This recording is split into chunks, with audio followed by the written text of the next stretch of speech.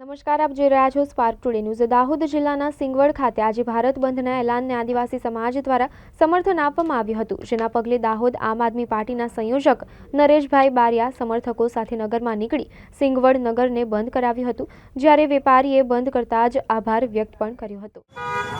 આજે આદિવાસી સમાજ અને દલિત સમાજ દ્વારા જે 21 તારીખે ભારત બંધનું એલાન આપ્યું હતું, તેમાં દાહોદ જિલ્લાના સિંગવડ મુકામે આજે આપ સૌ જોઈ રહ્યા છો કે સજ્જડ બંધ છે અને તમામ જાતિનો અમને સમર્થન મળી રહ્યું છે।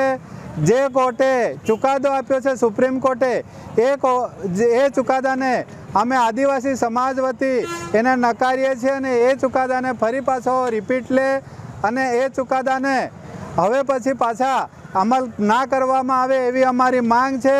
સાથે સાથે આદિવાસી સમાજની એ પણ માંગ છે કે જે પણ અનામત છે એમાં કોઈ પણ પ્રકારની છેડછાડ કરવામાં ના આવે અને જો છેડછાડ જો કરશે કોઈ પણ સરકારના દબાણથી કે કોર્ટના દબાણથી કે તંત્રના દબાણથી જો છેડછાડ કરવામાં આવશે તો આજે જે રીતે સિંગવડ તાલુકો બંધ છે, દાહોદ જિલ્લો બંધ છે, ગુજરાત રાજ્ય બંધ છે, એવી જ રીતે ફરી પાછો અમારે આદિવાસી સમાજે ઉલગુલાન ના કરવું પડે।